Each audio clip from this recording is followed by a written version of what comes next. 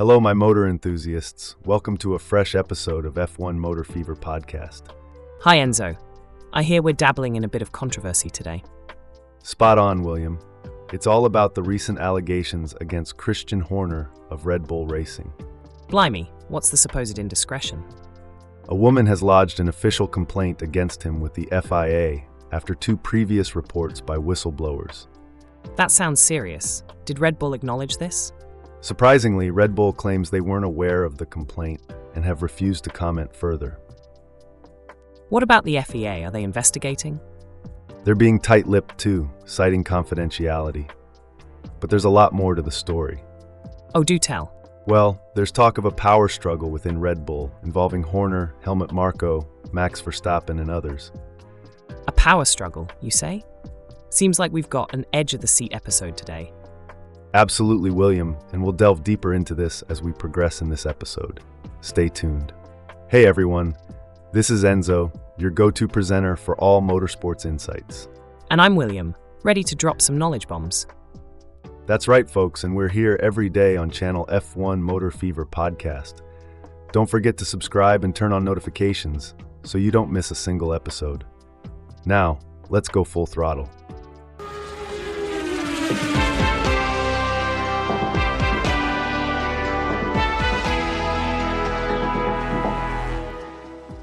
Diving deeper into this, the woman at the center of this controversy has officially registered a complaint against Horner with the FIA's Ethics Committee.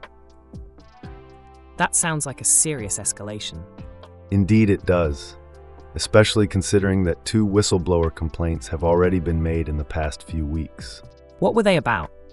Notably, one of them was made directly to the FIA Ethics and Compliance Hotline, expressing concerns about Horner's behavior towards a female employee. The whistleblower expressed fears of a potential cover-up by Red Bull. How did the FIA respond? They've remained rather tight-lipped, stating that all inquiries and complaints are handled by their compliance officer and ethics committee, ensuring strict confidentiality throughout the process. And Red Bull's stance? Interestingly, they've stated they're not aware of the complaint and have refrained from commenting further. So what happens next? That's the million-dollar question. The woman's official complaint to the FIA comes after she appealed against Red Bull's dismissal of her initial complaint, which was investigated by an external lawyer. It's a tangled web of allegations and dismissals. And how's Horner responding? He's keen on putting the matter behind him, stating that it's time to draw a line under the controversy. But with allegations, internal investigations, and a potential power struggle at Red Bull, it seems like this story is far from over. It seems that the controversy is stirring up more than just allegations and investigations, but is at the heart of a power struggle within Red Bull. It involves quite a few key players, including Horner himself, motorsport advisor Helmut Marko, three-time world champion Max Verstappen and his father Jos, Verstappen's manager Raymond Vermeulen, and the owners of Red Bull. That's a hefty list of players. A real power play in the making. Absolutely. In fact, an intervention by Max Verstappen last weekend was instrumental in preventing Marko from being dismissed. So where does this leave Horner? Well, thus far, he's managed to secure the backing of Uvidya, the primary shareholder, who's forced the minority shareholders in Austria to back down from their attempts to force him out. And Horner's position on all this? He's sticking to his stance, stating that as far as he and Red Bull are concerned, it's time to move on. It will be interesting to see how this internal power struggle pans out while they keep competing on the racetrack. Quite the balancing act for Red Bull, wouldn't you say?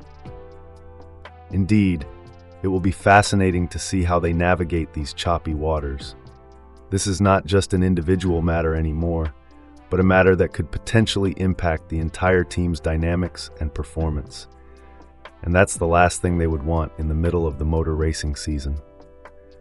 William, have you had a chance to scout out any interesting chit-chat online about this ongoing matter? Indeed, I have, and it appears there's a lively debate happening. Here's the headline post from an Appleyard 5338, quote, Andrew Benson, Christian Horner accuser, lodges official complaint with FIA about his behaviour, BBC Sport, unquote. Well, That has certainly got the internet buzzing. Absolutely. A user going by the name of Pupilar started the discussion with, quote, "Bets on how the FIA are going to mess this up are now open," unquote. That's quite the hot take. And it gets even more heated.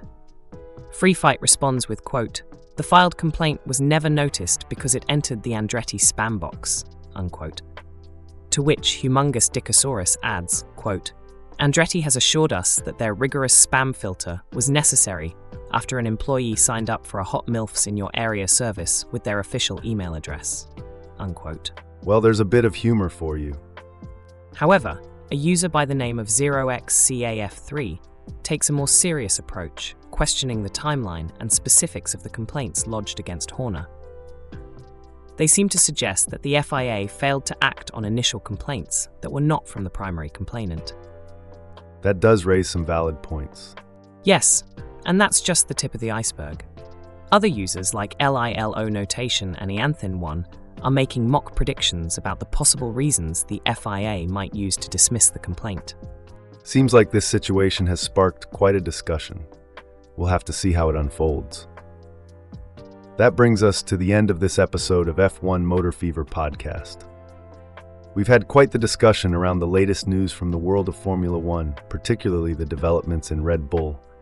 We want to extend our heartfelt thanks to all our listeners.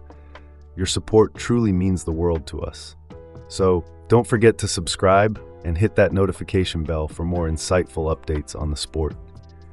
Spread the word, tweet about us, share our podcast in your online communities, and even bring us up over a pint at the pub.